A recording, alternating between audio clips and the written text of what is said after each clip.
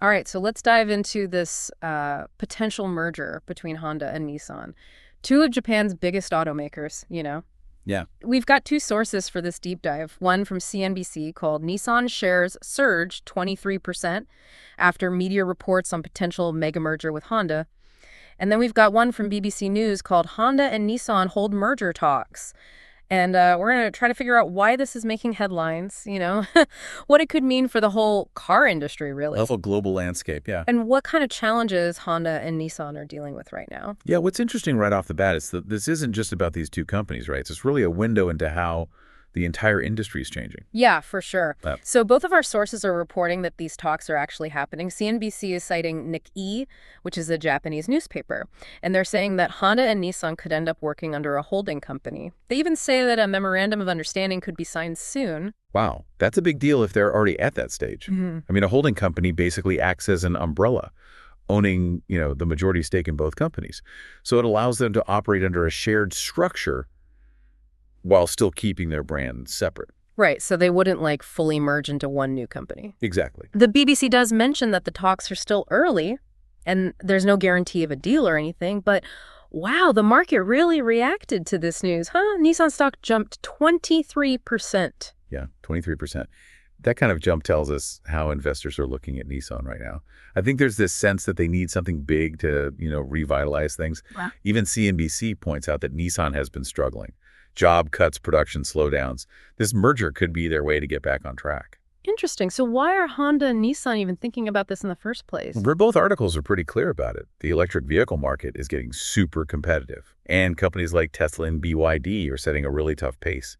So this merger could be a way for Honda and Nissan to pool resources and stand a chance against those EV giants. So they're basically teaming up to tackle this whole EV revolution. CNBC even brings up some other companies that have been hit hard by this shift. Volkswagen closing factories, GM shutting down their Cruise robotaxi unit. It sounds like a lot of automakers are at a make-or-break moment. Totally agree. And this merger is far from a guaranteed win. Okay. The BBC mentions that it could face a lot of pushback in Japan, Yeah. especially because of potential job losses.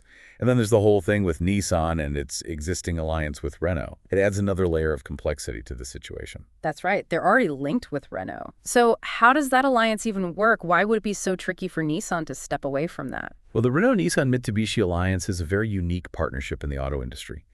It's a kind of complicated web of cross-shareholdings and joint ventures. Essentially, they share resources, platforms, technology, with each company holding stakes in the others. Untangling that mess would involve a lot of negotiations and potential financial issues for all three companies. Wow, so it's like a three-legged stool. If you pull one leg out, the whole thing could collapse. And then you've got the human side of this too, merging two giant companies, each with its own culture. That's going to create some friction, Okay, right? that's always a risk. You've got different ways of working, different leadership styles, potentially even clashes in engineering philosophies. Both companies would have to manage those cultural differences really carefully. Yeah, you can't just force two totally different company cultures to blend together overnight. Exactly. One of the BBC's sources, an analyst based in Japan, actually, he brings up a really interesting question. Would merging even make these companies more competitive? Or is this just a temporary fix? Right. That's the billion-dollar question, I think. Sometimes bigger isn't always better. This merger could create a company that's so huge and bureaucratic that it actually struggles to innovate and adapt quickly. It's like trying to turn a giant ship. Ex- It takes forever to change course. And it's interesting that both articles mention that Honda and Nissan already have a strategic partnership, one that's focused on EVs. They're collaborating on things like software batteries components. And so they're already kind of testing the waters. Mhm. This potential merger could be a sign that they're ready to jump in all the way. It's starting to sound like a really big gamble. What do you think from what we've seen so far? Is this merger likely to be a success, or is it headed for trouble? Well, it's way too early to say for sure, but it's definitely going to be a bumpy ride.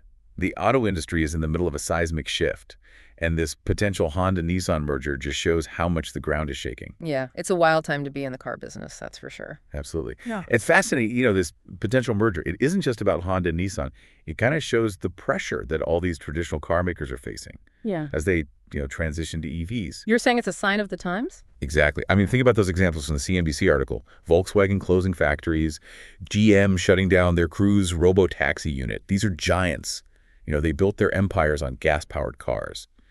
And now they're scrambling to catch up in a world where electric is becoming the norm. So for companies like Honda and Nissan, is this merger a way to kind of level the playing field Uh, against those newer EV companies? Hopefully. Yeah. They're realizing they need to combine their strengths and resources to stand a chance against companies like Tesla and BYD, especially in areas like battery tech and software, where they might be lagging behind. It's not just the tech itself, is it? There's also the whole, web of regulations around EVs that's constantly changing. Yeah, you're right. Governments all over the world are pushing for cleaner transportation, which means stricter emission standards and all sorts of incentives for EV adoption.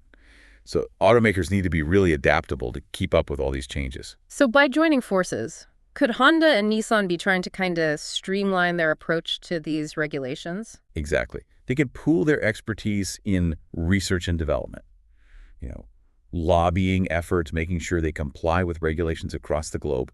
It's about sharing that burden and making sure they don't fall behind. And don't forget about the cost of all of this. Developing these new EV technologies, building charging infrastructure, it's a huge financial undertaking. Yeah, that's a really crucial point. Merging could give them access to way more capital, which would allow them to invest more in stuff like battery production charging networks, software development. It's about spreading the risk and, creating a more stable financial foundation for this whole transition. Okay, so we've talked about the pressures pushing them towards this merger. But what about the companies themselves? What strengths do they actually bring to the table? Well, Honda's got a long history of engineering expertise and reliability. They've also been at the forefront of developing fuel-efficient technologies, which is a pretty good foundation for moving into EVs. And Nissan, what about their side of things? Nissan actually has a decent track record with EVs. I mean, the Leaf was one of the first mass-market EVs out there. So they've got some experience in that area. They've also got expertise in battery technology. And importantly, a global manufacturing footprint. So potentially it's a good match. Honda's engineering combined with Nissan's EV experience and manufacturing. But even if it sounds good on paper, it doesn't guarantee success, right? You got it. Merging two huge companies with their own ways of doing things is incredibly challenging. There's going to be friction, especially when you think about potential clashes in management styles or even corporate values.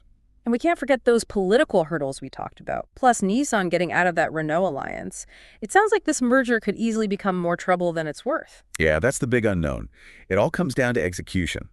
They need a clear vision, strong leadership, a solid plan. Plus, they need to really listen to those analysts the BBC quoted, the ones who question whether a merger is really the answer, or just a Band-Aid solution. It makes you wonder, are they doing this out of necessity? Or because they genuinely think it will make them stronger? Right. Maybe they're feeling the pressure and making a reactive decision instead of a strategic one. Only time will tell. Okay, so we've looked at the pressures, the potential benefits, the challenges. But what about the bigger picture? What could this mean for the auto industry as a whole?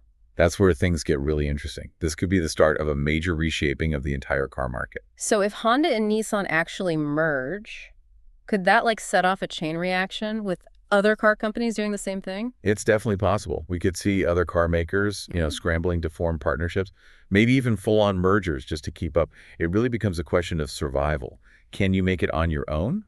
Or do you need to team up with someone else? It's like a game of musical chairs, and everyone's trying to find a partner. Yeah. But what happens if we end up with just a few mega corporations controlling the whole EV market? That's a big concern for sure.